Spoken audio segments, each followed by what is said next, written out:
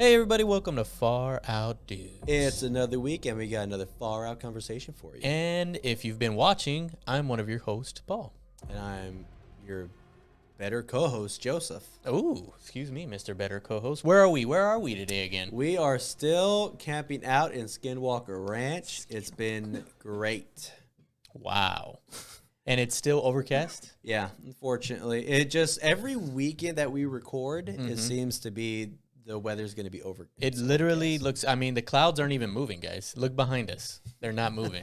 Okay? It's just a standstill. Yeah, and this, like I said, this is definitely, look at the shadow behind us because the lights are beaming on us because it's sunny on that side of us. That makes sense. Yeah. So, all right. So, Where did I leave off? yeah, tell us a little bit about where we're headed in this Skinwalker Ranch series. Actually, we haven't been here a week. We just kept recording from that same day. Oh yeah, it's the same day as just part 2. We just cut it up, guys. So what I was leading up to is a story called Purge, in quotation marks, Navajo Witch Purge, Ooh. where in 1878, more than 40 Navajo witches were killed or purged by tribe members because the Navajo endured that long march by the U.S. Army that we talked about earlier. Mm-hmm. And that left a lot of them starved, murdered, or just left to die if they couldn't keep up. So then they got to that crappy reservation where they couldn't grow or do anything because it's desert and they lost so many survivors due to starving that they didn't really have anyone to kind of lean on. And so they concluded that witches were to blame for all this mess and decided purge was the only way to restore balance to everything. Makes sense. It was the Purge before the most recent movie Purge. Yeah, that's where they got the idea They got from. the idea from the Purge. Okay. So some of the tribe members reportedly found a collection of witch artifacts wrapped in a copy of the Treaty of 1868. Witchery. And it was buried in the belly of a dead person, Ooh. which they saw as proof that it was witches and we need to just kill witches. It makes sense. So they thought, they said, stitches ain't going to do it. Witches, stitches. okay. It wasn't going to. What I thought. Where I was going with it. So I looked a little bit into this because I thought it was kind of interesting that Navajos, there's a good and evil type thing. And so once you become like a medicine man isn't that big of a deal, but once you become like a witch. Yeah. Evil. Right? Once you go to the dark side. Yeah. They consider that evil, you know, with them, like basically practicing witchcraft, like all the debaucheries that they consider, dark stuff. They basically, Navajos believe as though they lose their humanity, which basically means it's okay just to kill them. You're not human anymore if you become a witch who does witchery things, right? So again, as you said, witches get stitches. Purged. Oh, okay. This time around. Purged. Yeah, they don't just get stitches. They don't just get stitches; they get purged. So, kind of gives them the right to go, "Hey, that's a witch. We kill them." I wonder if that's kind of where we got the idea of like the Wayland site. The Wayland Jennings. No, I was gonna say the Salem witch trials. You know, where they're kind of like, okay, evil. Let's purge ourselves of these witches. Kind of crazy. That's a whole thing. None of those people were witches or anything. But getting back on the subject, we have another incident from the Gordmans, the RV incident. So Tom invites his nephew and his son Tad out for a jaunt at night. Now, I didn't know what a jaunt was, and my initial thought was this kid's about to get Jared Fogeled. Okay. But it just means a short excursion or journey for pleasure. So it sounds like he may or may not have gotten Jared Fogeled. I don't know. Okay. But that's disgusting. But okay. As they went out, Tom saw the lights of an RV about a half mile away from them. And they were obviously trespassing on his land. And he thought they were hunters. So they all started walking that way. And as soon as they got closer to it, they noticed like the lights started to back up. And Tom got confused and wondered how they noticed him coming from so far away that they may have had, night vision.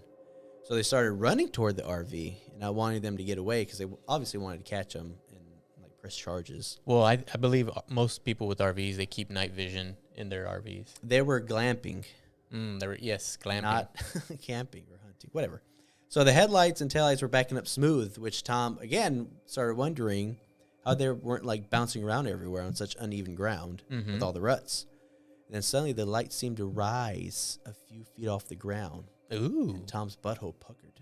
His eyebrows, I'm sorry. I get them confused sometimes. I get those things confused. Wait, so you get buttholes and eyebrows confused? Yes, when I'm on the toilet, I wipe my eyebrows when I'm done. Okay. But anyways, they kept chasing it because with all the crap they've witnessed, they haven't learned that maybe things aren't so normal, that maybe these people aren't just in an RV. So they keep chasing it. It comes up to a fence line on the property. Okay. And Tom's like, hey, here it is. We got them. Like, there's no way like they're going to get away anymore. But he noticed that it was lifting itself over the fences to get away. Well, of course, they keep chasing it because why not chase a floating object that's lifting itself over fences, Yeah, that makes sense. They come up to a tree line in the front of the property, and it's about a 5-foot fence. And this time, Tom thinks he's got him because it's a fence, the thick trees. There's no way it's getting over. Yeah, and he didn't just recently see it rise, so there's no way that it can rise 5 feet. No, not at all. No. Okay. So you know what happens? It rises 5 feet. It went over the tree line. Wow. Who would have thought? Not Tom. Not Tom. Not Tom or his Tom wouldn't have thought nephew or his son for sure. No. So he heard the boys gasp, which is why he looked up and saw it rise over the trees. And as he did, he saw the silhouette against the horizon. It was the shape of a fridge. And they all watched it hover away. Then Dave, being a little bee that he is, he started crying. Wait, so at first they described it as a RV shape. They thought it was an RV. And at the end they go, oh, it's a fridge. It's more like a fridge. Like as in the size maybe? Probably. Okay. It didn't get into like size-wise, but you would think they know size difference between like an RV and a fridge. I mean, if you think about it, some RVs are in the shape of like a fridge, right? Square, rectangular. Yeah. I guess maybe their reference point was that it was kind of the size of a fridge. Yeah, not so much. Yeah. But here's one interesting thing that I thought about too when you were telling the story. Tom seems to always be chasing away all these things. Like this guy has like some cojones. He's like, you know what? Yeah. Well, I'm a badass. I'm going to go chase this thing away. Yeah, this is like his livelihood. Or he's just an idiot. I think it's a mix of both because usually idiots are very courageous. Well, especially when they're there shooting guns at a gigantic wolf. Hey, well, I'm with Tom. Heading it. Get all those darn illegal aliens off his property. Yeah, it's because I don't think they're supposed to be there. They're trespassing or whatever it may be. So one interesting subject that came up was there was actually a lawsuit against a witch. Okay. Not necessarily like a skinwalker, but like one level below them, like in evil wise. Oh wait, so you're saying there's levels? Yes. Okay. Yes. Like so you got like a witch, and then above it's like the ultimate evil skinwalker. Like what else has levels? Buildings have levels. Okay, so it's like a building. This happened in early 1970s when a young attorney by the name of Michael Stuff, I call him Stuff because it's spelled Stuff. Okay. So he's Michael Stuff of Nevada, got a case regarding a Navajo woman wanting custody and child support of her son from the dad who was Apache. And the husband got the okay to take the son out for the evening and bring him back, just how sharing a child works. But they didn't come back until the next day. And according to the son, they spent the night with a medicine man. They built a fire on top of a cliff, and for hours the medicine man sang and performed ceremonies and incantations around the fire. Ooh. Now, this is in the witch as a medicine man, so not on the evil side. So he's on the lower end of the totem pole. He's on the good side he's on a different totem pole. Okay. So this went on for a while because when dawn broke, they went into a wooded cemetery and dug a hole or grave. Okay. And in that whole grave, the medicine man put 2 dolls in it, one being light wood and the other being dark wood. Okay. These are meant to be the mom and the lawyer. That's racist, but okay. Well, I'm reading what they did. Oh, yeah. Hey. But when the child told them, the lawyer didn't know how to take it. So he went and asked a Navajo professor. Okay. And the professor told him that it was a very serious ritual. And it can only be done 4 times. Any more than that, and it would come back on the witch. So I guess it was a witch, not so much. Okay. He just told him it was a medicine man to, I guess, get away with it. I think, to me, they're one and the same. Probably. So if the person who this ritual was for finds out, then the curse would come back on whoever requested it, meaning the dad. Ooh. So he had ended up bringing the papers against the husband and the medicine man, which he put down as John Doe, a witch. The husband and his attorney were upset when they saw this, and the husband's attorney told them that it was a blessing ceremony, not a curse. Mr. Stuff knew the judge was Navajo and knew the difference in a blessing and a curse ceremonies. Mm-hmm. And before the judge could rule on it, he asked for a recess to let it sink in of what the medicine man did. Okay. And it was granted. The next day, the judge granted full custody and back child support for them. And I thought it was pretty interesting that it actually all went into the court system and was judged on.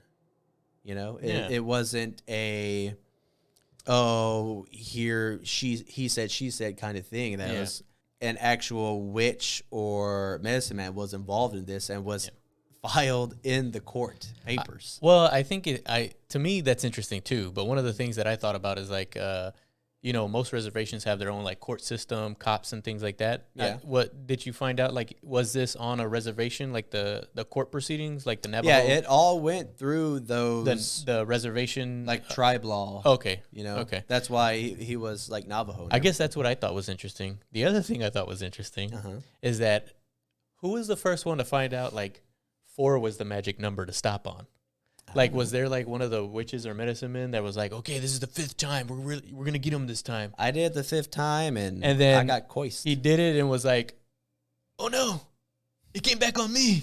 Like probably. I mean, like who figured that out? Kind of makes me think of that funny meme where the guy goes, the guy ate 413 nuggets and ended up getting paralyzed. Yeah. And then the guy was like, should I stop at 412? And so the comment below says, so the limit is 412. 413 and you're done. So right there, they're you like, 4 spells. The 5th one comes back on you. Okay, so the limit is 4, guys. Yes. So they brought all the witches together and like, hey, limit's 4. Okay, comes back on you if you do the 5th. They're like, yay or nay? Everyone yay, and they're just boom. All right, bang the gavel, and that was it. No more casting a 5th spell, everybody. 4 too much. Yeah. 3 okay. No, 4 is good. Oh, 4 is good. 5th too much. Then you take out like a whole family. No more. That's it. Yeah, you can't do it. It's gonna come on you. Don't do a 5th one. So if this wasn't, if all that wasn't enough for the Gordmans, the next incident is one that really interests me. Okay. About everything that's been happening. Mm-hmm. So a year or so after they've cue that spooky music. Oh, spooky music and cued.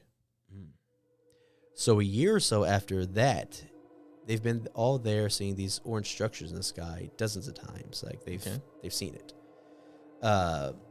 They hover low over the cottonwood trees that's like a mile away where Tom and his son, chased the wolf and everything. And Tom would get his rifle scope that had night vision on it and would use this to look at the structures. And sometimes they look flattened and elongated. And sometimes they look like a setting sun, almost perfectly round in the sky. And one night he got his scope and popped up against a tree stump he always got on and looked at the gigantic orange object and wondered why it was always popped up in the same spot every night and every time. And not the sun. No, not the actual sun. Okay. The sun that we just talked about had long set by this time. When he looked at the orange structure through his scope, he could see another sky. It looked like a window into somewhere else, somewhere that was daytime. He thought it was a rip or rent, R-E-N-T, meaning like a tear in the fabric of something. So that was the best way that he could describe it. Okay. Through the rip or rent, whichever you want to use, he could see sky and thought it could be a different dimensions, alternate realities, or something like that, Okay. Kind of reminds me of our other podcast where that we did on Crestone, where they had portals. Yeah. Except their portals were more of dimensions that bring in like different sounds, spirits, feelings, and things like that. It not necessarily like personal wise. Yeah, not necessarily like another world, where this one is like he saw like another world or some other like passage to another dimension. Yeah. Another dimension. So another night, well, it gets a little better too. So another night, Tom was on the same stump and looked at another window. And through the scope, he saw in the window, he didn't see sky this time, but layers, like a 3D onion moving away from him. Now, just close your eyes and think of a 3D onion. Should be obvious. Okay. From that weird onion, he saw a fast-moving black object. Now, he watched it as it started to grow bigger, like it was moving toward him.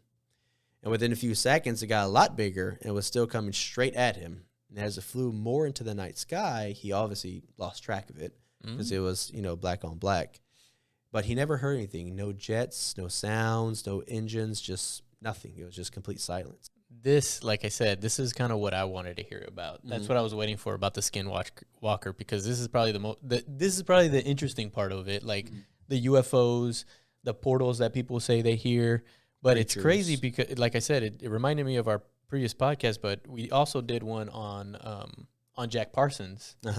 But that episode, for those of you watching and listening, is only on Spotify, and hopefully we can transfer that to YouTube so you can listen to it, because it's pretty interesting. But one of the things that we talked about was Jack Parsons and how he was into the occult, but he was what was his main thing with the government?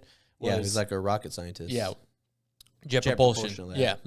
And so one of the things that you brought up in that episode that I thought was very interesting was the Area 51 Babylon watching, right? Babylon Rising?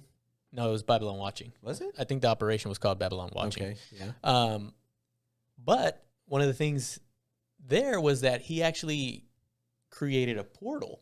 Yeah, ripped open a portal. And in that portal, or in that particular operation, the people who saw that incident happen, one of the guys reported that there was a creature that came out. Yeah, that came out of that portal. Yeah, like a black creature. And that it was came never out. Closed. Yeah.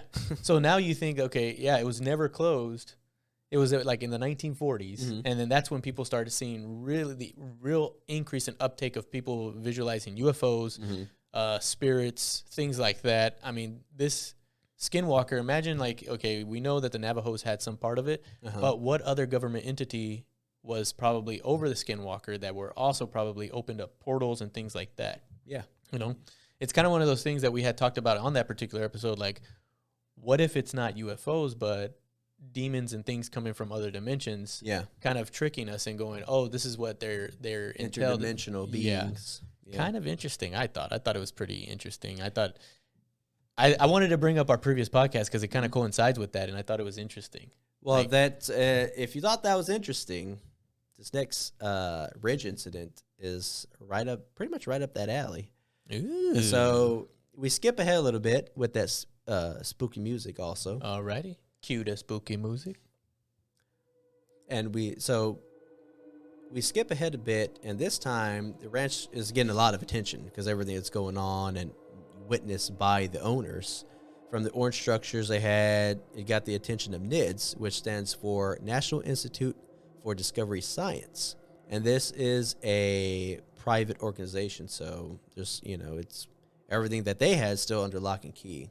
They went in and got the approval from Tom, obviously, and did all kinds of tests with equipment to see what it's all about. And I think it was a 2-year investigation. And Tom stayed on the land with some of his cattle to assist and was paid to be like the ranch hand and keep everything running while they were in there doing all their tests to help them out. And, hey, here's what's going on. So we go to the incident that, again, piqued my interest. It happened on the night of August 25th, 1997. So we're getting like exact dates because they went in and did investigations. Yeah. Which they were probably recording actual times and dates and things when these things happen. Yeah. Okay. So 2 of the investigators for NIDS, Jim and Mike, not their real names, but pretend that they are. They were stationed on top of a bluff because it gave them the best view of an area that had a lot of stuff go down recently while they were there. So it was, a hot spot. Another 2 people on another team were about a mile west of them. After about 4 hours of nothing happening, Jim, the experienced investigator, climbed down into a small pasture and sat in the middle of the field to meditate. At 2:30 a.m., after a 6-hour watch, they decided, screw this, nothing's happening. They're just going to pack up and go. So they decided to go off to another part of the ranch and started to disassemble the tripod, the camera, and all the other scientific stuff that they had. And other scientific stuff they used, like portable magnetic field detectors and night vision binoculars. And as they were packing up, 150 feet below them, Jim could see a faint light. He was puzzled and started watching, thinking it was a piece of glass reflecting off the ground or something like that. It was faint yellowish color, and it looked like it was getting brighter. And 20 seconds later, he nudged Mike, and they both saw it. It was getting brighter and bigger as the seconds went on. Jim asked for the camera, and as he pulled out the binoculars and camera with infrared film and put it on the tripod, by then the light had grown from what they could tell about 6 inches in diameter. Okay. Jim set the shutter to 30 seconds, feeling that a long exposure may capture the light in much better detail with the infrared film, and was ready to use the entire roll if need be. At this time, Mike had gotten the binoculars and looked down at the light and could see it had gotten even bigger, now a foot wide and still growing. It looked to be above the ground, meaning like the ground opening up. It was slightly above the ground because they could see light reflecting down below it. So it wasn't like the ground literally opening up. It was something right above it. Yeah. So then Mike whispered, "It's a tunnel, not just a light." Jim ignored him as he was setting up the exposure to 40 and then 50 seconds. Because Jim didn't have the binoculars to see what was going on, correct? Yeah. So Mike had a better visual of like a closer look at this particular incident. Yeah, he had night vision goggles, so he was looking straight down into the light, whereas Jim had the camera and couldn't see the difference. He was just looking, infrared light and just with his regular eyes. So he just saw a light. Yeah. So Mike suddenly stands up and says, "Jesus Christ, there's something in the tunnel." Jim looked at the light below, which was about 2 feet wide at this point. Then Mike says, "Oh my God, there's a black creature coming out, and I can see its head." Now, Jim starts to feel alarmed.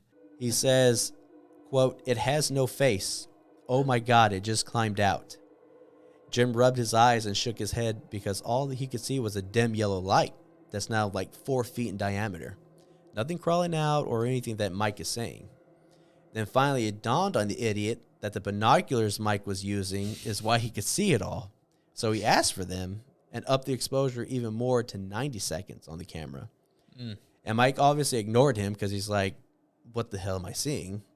when he asked for them, because I think anyone, too, would want to keep watching this black thing crawling out of a portal, right? Yeah, I would be like, "Give me those binoculars, bro."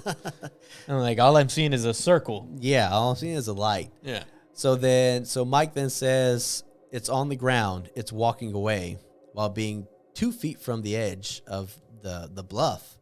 And about 30 seconds later, Jim looks at the light, and it's about half its size now, and it's closing. It's shrinking. Jim then grabs Mike and asks what happened. And Mike says, "A big black creature just crawled through the tunnel, got onto the ground, and walked away. That's what happened. And it's lurking around here somewhere." Oh, wow. Jim got chills and said, "I only saw that yellow light. Are you sure?" Were the chills multiplying? He got chills, and they were definitely multiplying. Was he about to lose control? Do you think he liked it? I don't know the rest of the song. Oh, So Jim got chills and said, "I only saw the yellow light. Are you sure?" Mike then replies, "Jesus Christ, of course I'm sure." The night vision turned the light into a 3D tunnel, and a large creature, I'm thinking maybe 400 pounds, at least 6 feet tall, just crawled out of the damn tunnel. Dang. And Jim motioned to Mike to be quiet so they could hear if anything was climbing up the bluff or around that area. And by that time, the yellow light was pretty much gone, and they couldn't hear anything. It was just complete silence. Even the coyotes in the background weren't howling anymore. Okay. After about 15 minutes, they got some detectors and went down the steep bluff. And every few feet, they would stop and listen for any sounds of the creature or anything that was going on. And as they reached the bottom of the track, they got a pungent smell of sulfur. And it seemed to be centered where they saw the light, opening up, or the tunnel opening up. Jim actually started to get nauseous from the smell, and Mike started scanning about 20 diameters for, any signs of radiation, electromagnetic areas or what have you. Mm-hmm. The NARD alert counter could pick up alpha, beta, gamma, and X-rays. So if it was there, that boy was going to find it. Mm-hmm. Sounds like he's investigating. Do you know the kind of signals and everything that they found? I'm guessing they probably found something. They found nothing. Wow. Okay. There was only the usual background radiation. Okay. And by the time they got that down there and started scanning, there's, it wasn't that much longer, so there should be something. Yeah. Jim, on the other hand, started scanning the area with a tri-field scanner to detect any unusual magnetic spikes. And you know what he found? I want to say he found something, but I feel like you're going to give me a different answer. He also found nothing. Oh, wow. Okay. About 30 minutes later, they finally decided to climb back up and get to their equipment and began walking back to HQ. And as they did, Mike again told Jim what he saw. He told him he saw the creature level itself crawling through the tunnel. Ooh. Jim believed him, and as they held hands and kissed on the way back... you had to put that in there, huh? The pictures they took, useless. It was just a blur from the light and nothing more, unfortunately. So all the long exposure and everything, they just call it like that. That sounds like the opposite of what you would want to do is like have a long exposure. Because the longer the exposure, the more light you're allowing to come in, which could just cause a blur or just complete exposure to the film. So it's like, why would you want to do a longer exposure unless you're like recording something or things like that, you're trying to make an image? Because if you think about like how people do long exposures of like city pictures and they like kind of cross and you can see the streaks of the light. Yeah, that's what long exposures do. So you would want to take quick exposures. The light was subtle, like it was low, which is why I think he wanted to do the long exposure. But then again, I don't know anything about like infrared film or what he was trying to capture. This is again very interesting because it reminds me of what I just said earlier about Jack Parsons and that whole particular incident of the occult. You know, like it makes me think like the government has some relation or some knowledge or definitely knows something about Skinwalker Ranch and what's going on over there. Yeah, you know, because this almost sounds similar to what those experiments that they were allowing Jack Parsons to do in the area. Was it Area 51 that they were allowing him to do those things? So, I mean, he was allowed to perform occult type rituals. Well, because Area 51 is where they were doing a lot of like secret tests and everything. Exactly. So, like, how much more was the government involved? Like the mutilation of the cows. Well, that's what I want to bring up too. Is this creature could have been the one doing it or causing all kinds of ruckus or. I know at one point, him and his son saw a creature in the tree. Yeah, and so when he like turned around to get his gun and looked back, it was gone. Yeah, so they experienced a bunch of stuff, and one of the odd things. Well, before you go into a whole different subject, I'm thinking about the size of this creature that came out. 6 foot. That's not that tall, but 400 pounds is a lot. Yeah, must have been huge. That was a fat creature. Yeah, like to see it crawling out of the portal too, like it didn't like jump through or walk. He saw it crawling. Yeah, he must have been. He was a fatty. He couldn't like just jump out of the portal. He had to crawl out of the portal. Well, the thing is, or the tunnel. It knew what it was doing. Yeah.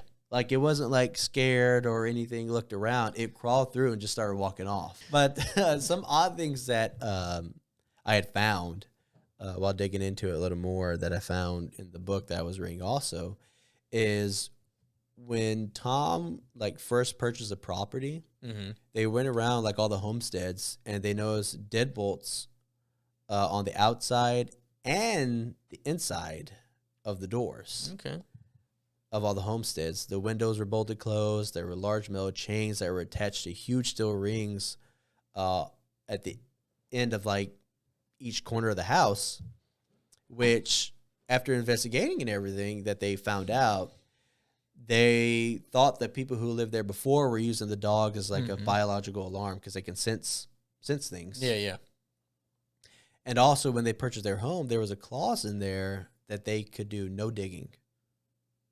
Yeah, I heard about that for Skinwalker. Like the digging was is a huge thing about like it disrupts like what's happening over there, and so it brings in more like strange phenomenons that occur when digging occurs. It's like it stirs things up, you know, like it interrupts things, and so things start happening more and more, I guess. Yeah. Another one was the natives say that the Skinwalker doesn't live on the ranch, but at a dark canyon not far from it. And Tom's friend, Mr. Hicks, asked the tribe for permission to actually go to Dark Canyon and explore it in the 80s, but they said no.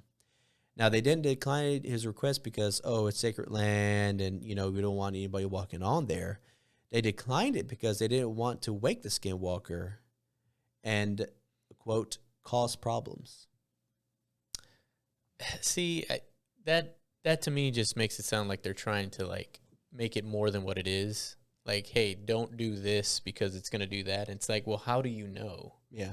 Well, it's their culture and everything. Like, if you're to say, hey, don't go into that home. But the Navajos were the ones telling them this? Is that what the you tribe, know? yeah. Oh, okay. The tribe. Okay. It wasn't like some government entity. No, like, no. Don't come check out what we're doing over here, opening portals. No, he asked the tribe for permission to go into this Dark Canyon. Mm. And they declined his request, like I said, not because, hey, it's sacred land and we don't want anybody walking there. Yeah. It's because they didn't want him to go and wake the Skinwalker. It's more of the folklore that they know of that might cause issues. Like, hey, we still believe in the witches. I mean, just like it's there, and we don't want you to go cause more trouble or more things start happening. Don't poke the sleeping bear, my friend. Don't poke the sleeping Skinwalker. Yeah, it's not bothering us right now. Just bothering you white men. So leave us out of it. Yeah. And get off our land. Yeah. So that's it. I hope we're going to have to pack things up and get out of Skinwalker Ranch because we've been seeing some odd things around here too. I mean, if you notice, I don't know if y'all saw this, but I was paying attention. Mm-hmm. Every once in a while, there's like this alien ship flying across. You'll see it. It was very strange. If you are eagle-eyed, you would have saw that little black thing go across just like. Yeah. And I could have swore I saw some crazy little flickering lights over in this direction. You have fun editing that. All right. But thank you for listening. I hope everyone enjoyed this. That's just like we just scratched the surface of everything going on in Skinwalker Ranch. But like, share, subscribe. Share with your friends. Share with your neighbors. And don't forget to listen everywhere. If you have more information on Skinwalker or know anything more interesting stories that we didn't get to, which we have a lot more, or if you want to hear more of Skinwalker and some of the stories, comment down below and let us know. You can also go into our description where we have an email address where you can give us more comments and let us know more stories if you don't want to put it in the comment section. Okay? Thank you very much. This is the end.